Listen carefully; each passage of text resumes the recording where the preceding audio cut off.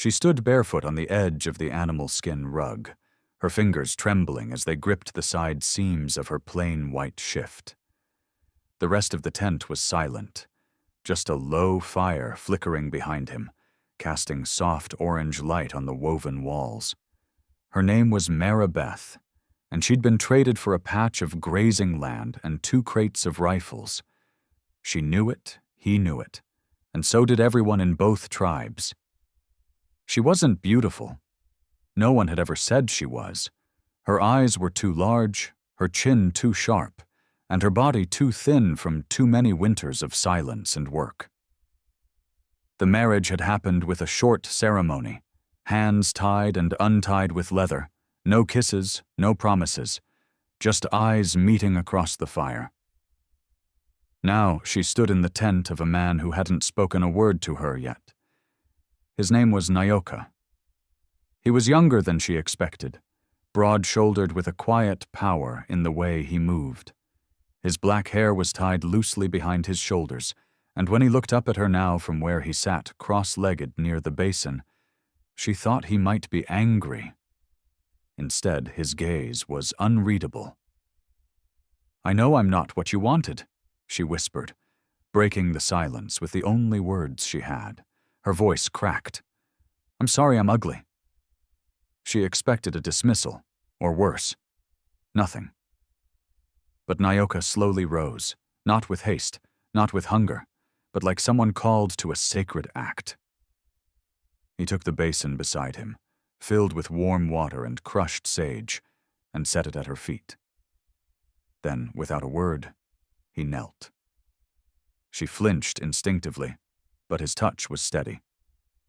He unwrapped the linen around her ankles, revealing feet red from walking and scarred from old blisters. With a soft cloth, he dipped into the sage water and began washing them. 1 foot, then the other. Her legs shook. No man had ever touched her gently, not like this. Not as if she mattered. She wanted to say something, to stop him or ask why, but his silence was heavier than any words. Tears filled her eyes, but she held them back. He didn't lift his head when he finished. Instead, he pressed his forehead briefly to the tops of her feet, just once, before standing and walking to the other side of the tent. Lying down, back turned. She stayed frozen, the smell of sage clinging to her skin, her breath loud in her ears. No one had ever called her beautiful, but for the first time in her life, someone had looked at her like she didn't need to be. She didn't sleep that night. Maribeth sat upright near the fire, while Nyoka lay silently on his mat across the tent, eyes closed but not truly resting. The memory of his hands, gentle, warm, unhurried, still lingered on her skin like something sacred. She tried not to look at him, but her gaze kept drifting. His body was carved like someone born of stone and battle, but the way he'd knelt before her spoke of something older than strength, humility, reverence. By morning she expected the silence between them to stretch like it had with the men back home. Long days of being ignored, reminded with every breath that she wasn't enough. But when she stepped outside into the pale morning sun, he was already there, speaking softly in his language to a small girl hiding behind the water barrels. Maribeth froze. The girl couldn't have been more than 6. Wild black curls, wide eyes, barefoot in the dust. As soon as she saw Maribeth, the child bolted, but Nyoka raised one hand and she stopped, reluctantly.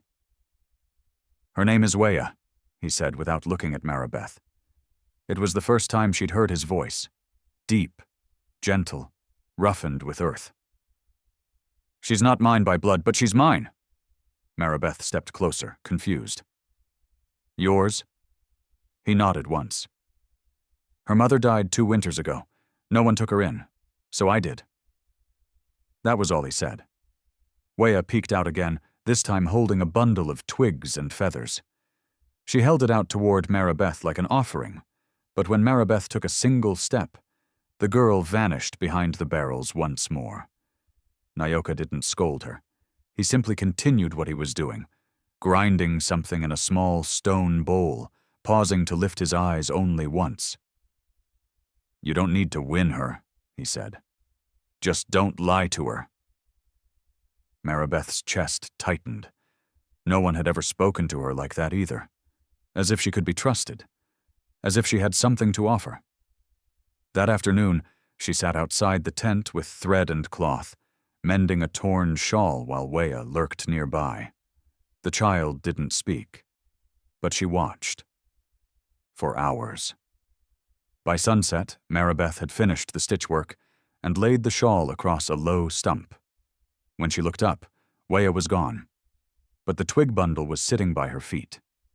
It was a doll, rough, fragile, and clearly made by small hands, but the face had been drawn in ash, and it looked just like Maribeth. Inside the tent, Nyoka said nothing, but he placed a piece of cooked rabbit on a plate beside her mat and tapped his fingers twice before returning to his seat. She understood.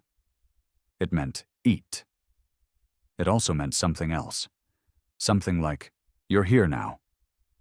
That night, Maribeth wrapped the twig doll in the stitched shawl and slept with it under her arm, wondering when silence had begun to feel like safety. Maribeth didn't mean for him to see them. She had waited until the tent flap rustled and Nyoka's shadow moved beyond the fire pit, then unfastened her dress to wash in the shallow basin with cold water. Her arms were trembling, not from the chill, but from the memory. Years of learning to stay small, to hide her body, to never expose what had once made her a target for laughter and pity. But just as she bent to rinse the cloth, a gust of wind pulled the flap wide, and he was there.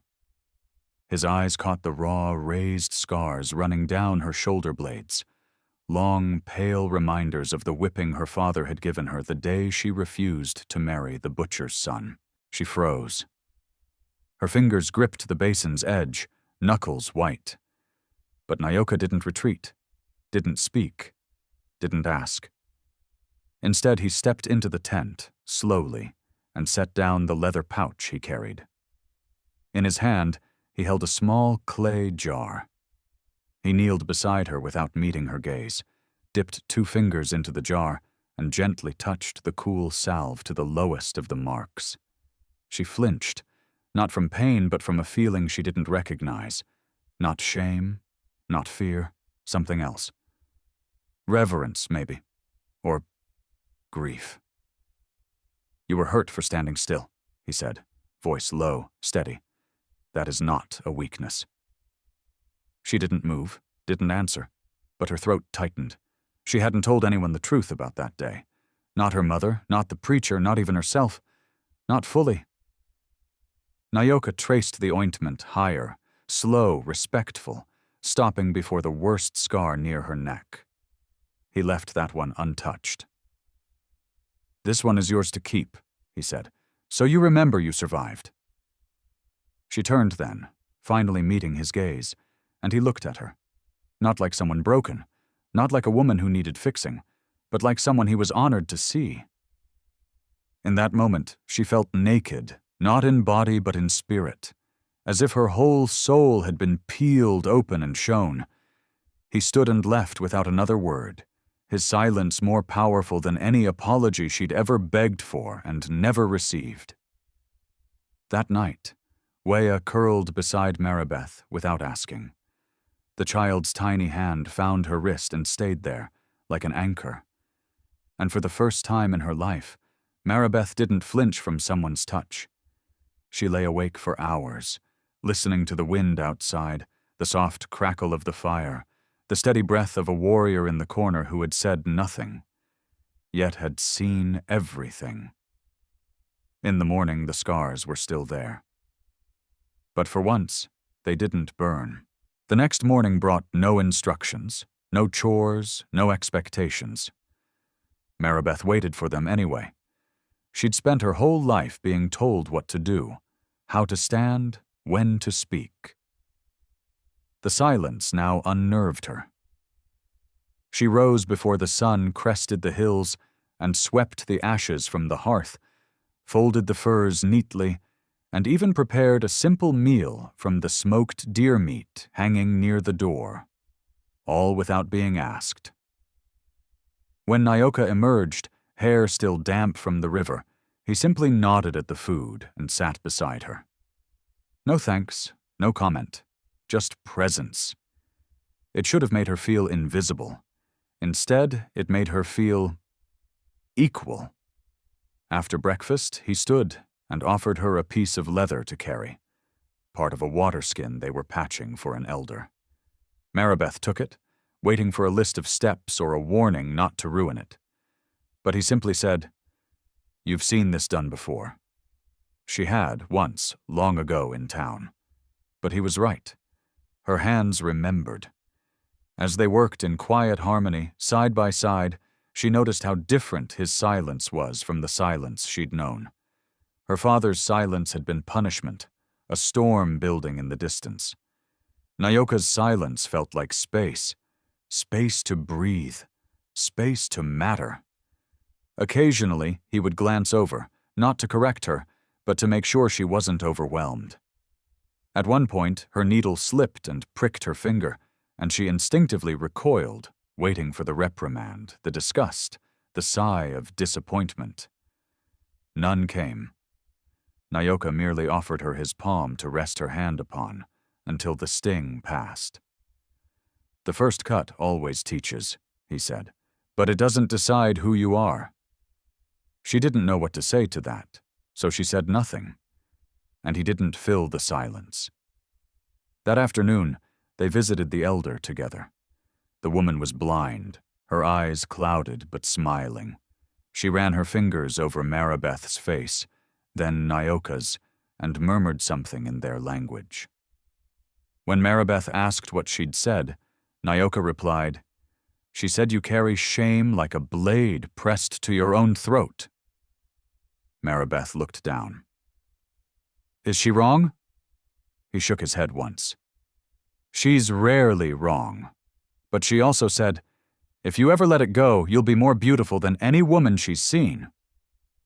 That night, as the moonlight slanted across the tent, Maribeth dared to rest with her back to him, not to hide, but to show. He didn't reach for her, didn't ask anything of her. Instead, he said only one thing before sleep. "You don't have to keep proving you're worth love." And she cried, not because it hurt, but because she finally believed someone meant it. She'd never let a man touch her hair before, not since she was 13, and her uncle had yanked it to teach her silence. But that morning, as she stood outside the lodge rinsing her face in a carved wooden bowl, Nyoka stepped behind her and gently lifted the damp strands off her shoulders to keep them from her eyes. He didn't ask. He didn't speak, just moved with a quiet understanding, his fingers careful, reverent. Maribeth froze. The water in her palms dripped back into the bowl, forgotten. No man had ever touched her without claiming something, without turning it into possession. But Nyoka, his hands didn't press, didn't pull. They cradled, as if her hair was something sacred, not shameful. She closed her eyes and waited, for laughter, for mockery, for the moment to sour like they always did. But it didn't. He slowly braided it, piece by piece, his fingers deft and unhurried. She felt each crossing of strands as a strange kind of prayer. When he was done, he tied it at the nape with a leather cord. The gesture so natural, it felt like it had always belonged to them. "So you can see clearly," he said simply, and walked past her toward the morning hunt. She stood there long after he'd gone, her chest burning with something she didn't know how to name. The braid was lopsided, but it held. Like her.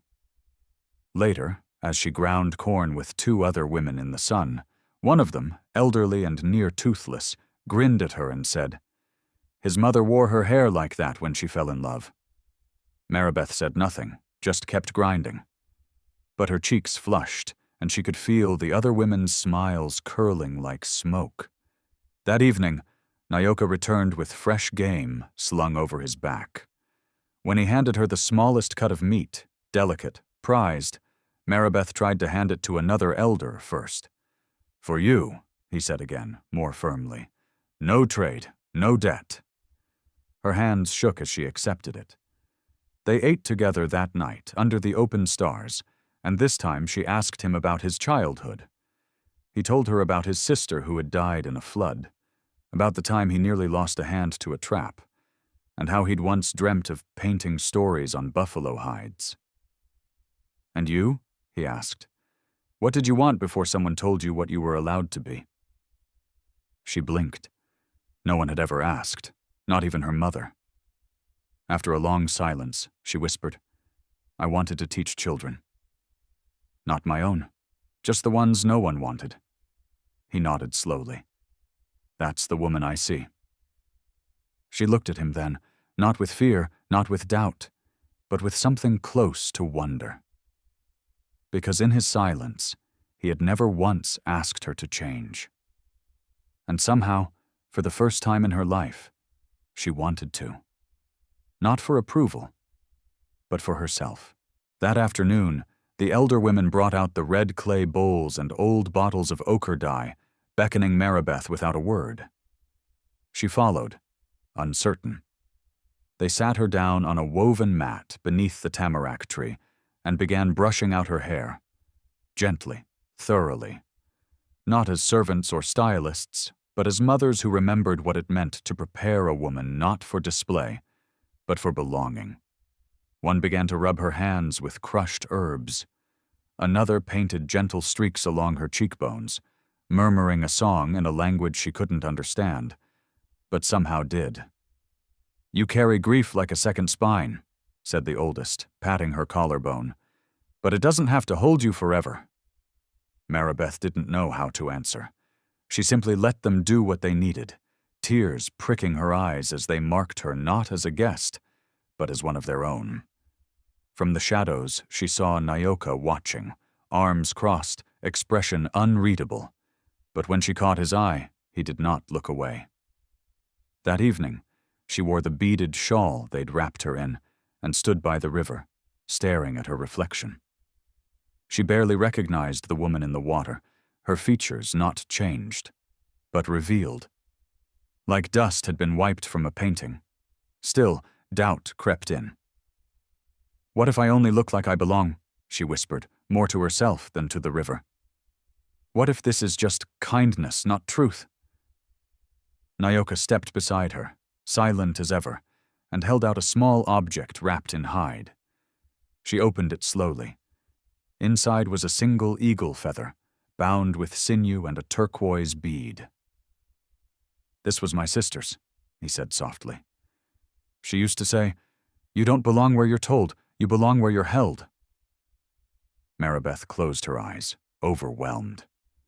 No one had ever given her anything that wasn't meant to chain her or shame her.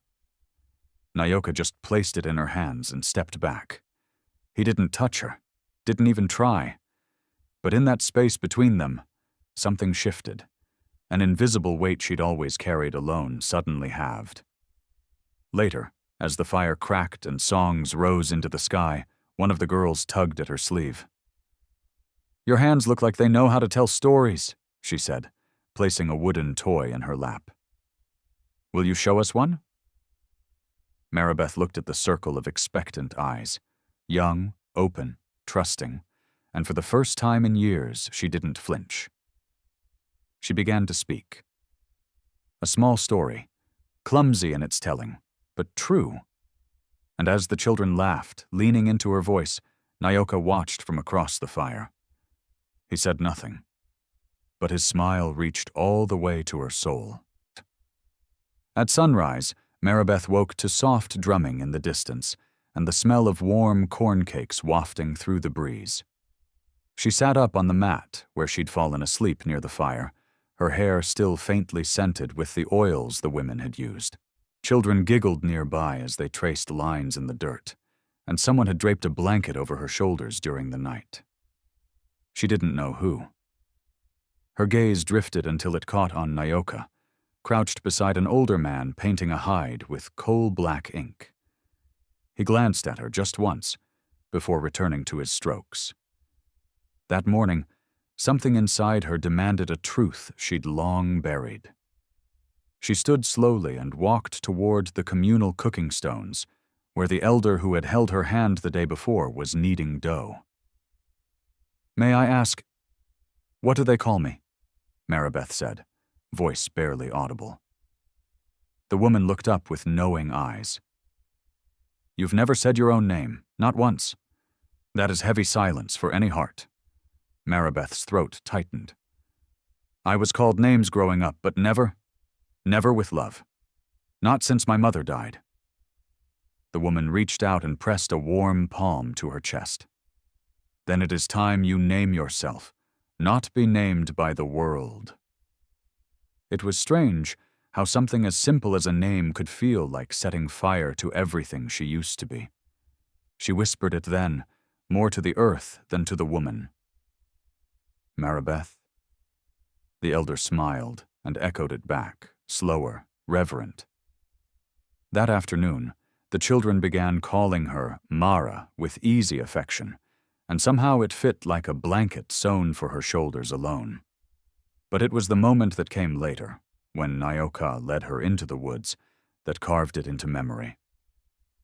He didn't speak, just handed her a smooth stone from the creek bed with a deep red vein running through it. "Bloodstone," he said. "We carry them to remember those who walked before us. Choose one." She traced the lines of the stone and nodded, placing her hand beside his in the water. They didn't speak for a long while. Birds called overhead. The creek murmured secrets. Then she said it. "My name is Maribeth." Nyoka didn't react at first, just stared at her, then closed his eyes briefly like he was storing it somewhere sacred. "It suits you better than silence," he said. And just like that, her name no longer belonged to shame. That evening, she carved the first figure into a piece of wood near the children, her fingers remembering stories from her childhood. When one boy asked her what it was, she said without hesitation, "That's me. And this is you." Laughter echoed as the children surrounded her with questions, their joy wrapping around her like sunlight. And through it all, she felt his eyes on her, not with hunger or pity, but with something stronger, quieter. Belief. That night, as the stars unveiled themselves, someone asked if she would sing. She froze, but then a song her mother used to hum slipped from her lips like it had been waiting all these years, low, gentle, whole. Nyoka stood in the shadows listening. He didn't move closer. He didn't have to. She felt him in every note. That evening, the women of the village gathered in a circle as the fire crackled and the moon slid into its full curve. Maribeth sat among them, her fingers still stained from the red berries the children had used to paint her hands in play. She had not asked what the gathering was for. By now she'd learned that answers in this place arrived with silence, not questions. One of the elder women, with braids streaked in white, held out a folded bundle. It was wrapped in soft tanned leather and tied with a strand of woven grass. When Maribeth accepted it, her hands trembled. Not from fear, but from something older. Reverence. She untied it slowly, and inside was a dress unlike any she had ever touched. It was made from deerskin, dyed with earth tones, and adorned with delicate beadwork that shimmered with the firelight. It was neither extravagant nor plain. It was beautiful in the way wild rivers are beautiful. Untamed, unbending, honest. It belonged to a woman who once healed a child no one else believed would live, the elder said softly. Now, it is yours, if you accept the life it asks of you. Maribeth's breath caught. She pressed the garment to her chest, not sure if she was worthy, but beside her, Nyoka appeared, as if summoned by the moment. His voice was low but clear. You've already accepted it, the moment you stayed. No one applauded. No one cheered. But something inside her rose like wind beneath wings. The women began braiding her hair in silence, their hands gentle, reverent. She sat still as a carved figure, feeling them turn her from stranger to sister with each movement. When they were done, one of the younger girls brought a bowl of water mixed with crushed lavender and washed Maribeth's feet. The symbolic reversal made her weep. Days ago, she had apologized for her appearance, her crooked teeth, her thin frame, the way her shoulders folded to make herself smaller. And an Apache warrior had knelt before her and washed her feet like a sacred act. Now she knelt before a circle of women, her head bowed in gratitude as they welcomed her into their legacy. After the fire dimmed, Nyoka led her to the edge of the clearing, where they could see the stars without interruption. He didn't touch her. He simply stood beside her, eyes fixed on the heavens. "Do you know the story of that one?" he asked, pointing to a bright constellation. She shook her head. "Two sisters," he said. "One turned to stone out of sorrow. The other waited every night for her to come back. But she never did. Still, she waits." Maribeth leaned against a nearby tree and let the quiet cradle them. "I don't want to be the stone," she whispered. He turned then, fully facing her. "You were never stone, just buried under it." She looked down at the dress in her lap, then back up. "And what are you?" she asked. "The fire," he said simply. "Not always gentle, but I wait too." In that moment, nothing needed to be promised. Nothing needed to be touched.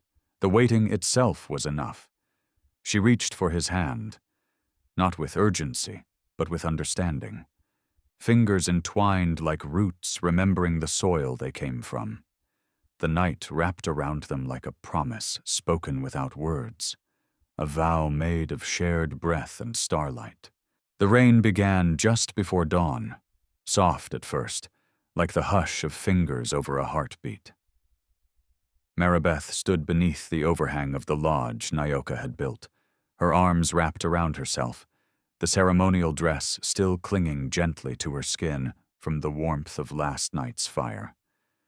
The scent of cedar, smoke, and wet earth filled the morning air. Around the village, no one stirred. The Apache did not fear rain. They welcomed it, but today it felt like more than weather. It felt like something being washed clean.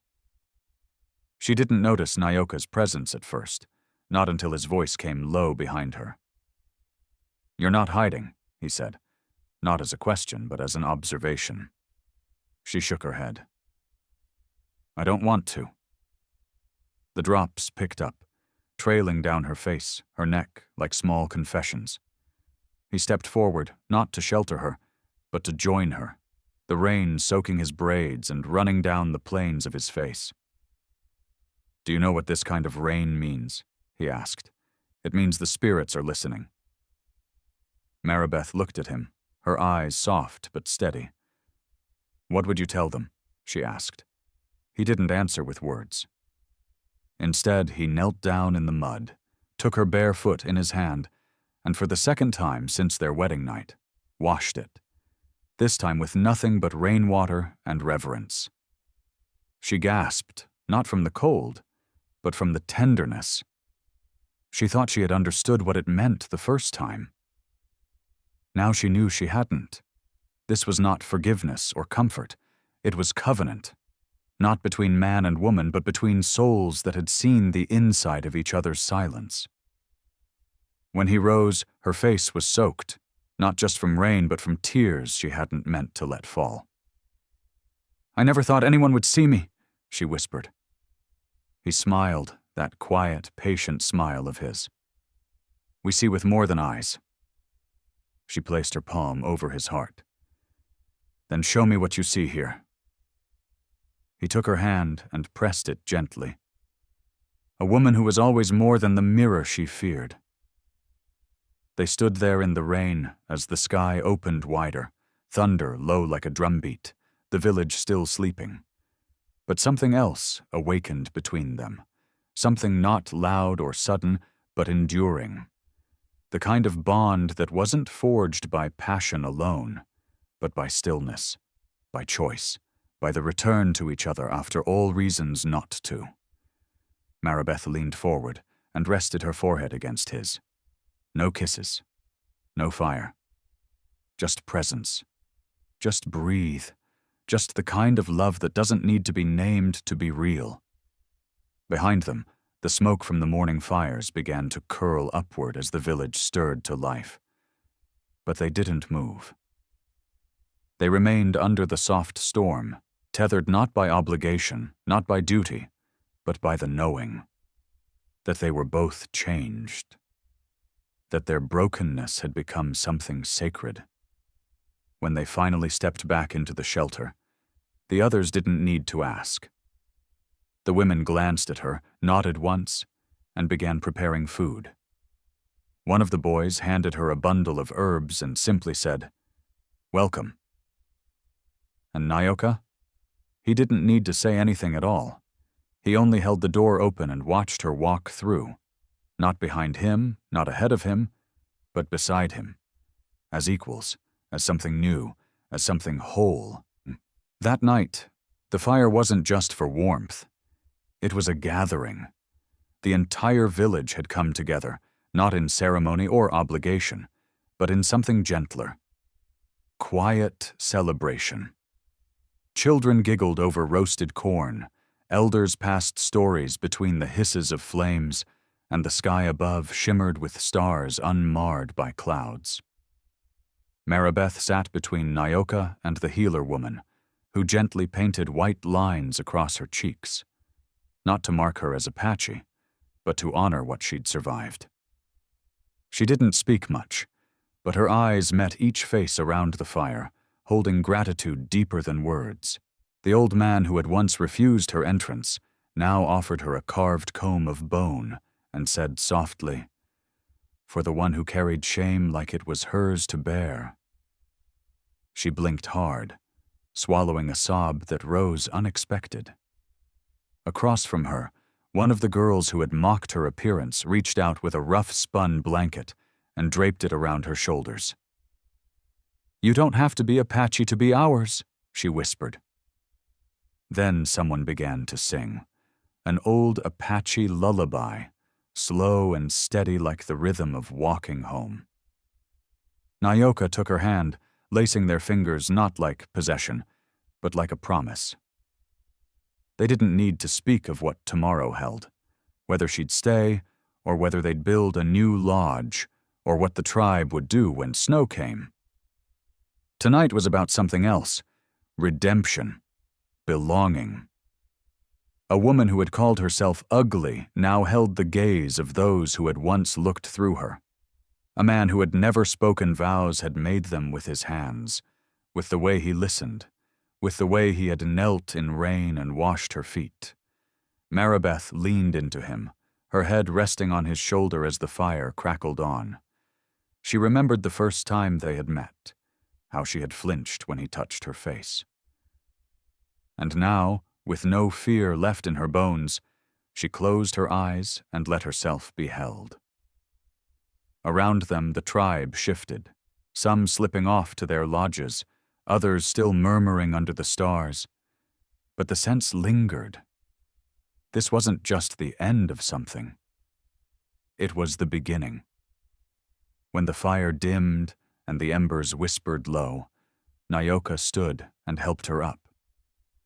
Together they walked to the edge of the trees, where a new structure had begun. Wood beams, stacked stones, open sky above. "A lodge?" she asked softly. "A home," he answered. "If you want it." She turned to him, her face framed by flickering firelight, and for the first time in her life didn't wonder if she was beautiful. She simply was. Whole. Seen. "Yes," she said. "Let's build it together." And under that open sky, Beside the place where flame met ash and night met hope, she kissed him. Not with hunger, but with the kind of love that doesn't erase the past, only makes it worth having survived. The wind carried the sound of distant drums. The village slept. But two hearts stayed awake, steady as the stars, unafraid of dawn. Because they had already walked through shame, through silence, through rain. And now they would walk through everything else, together. Please like, share, and subscribe to support more true-hearted stories on Stories Left Behind. If you had seen her on that wedding night, would you have stayed too? Tell us in the comments.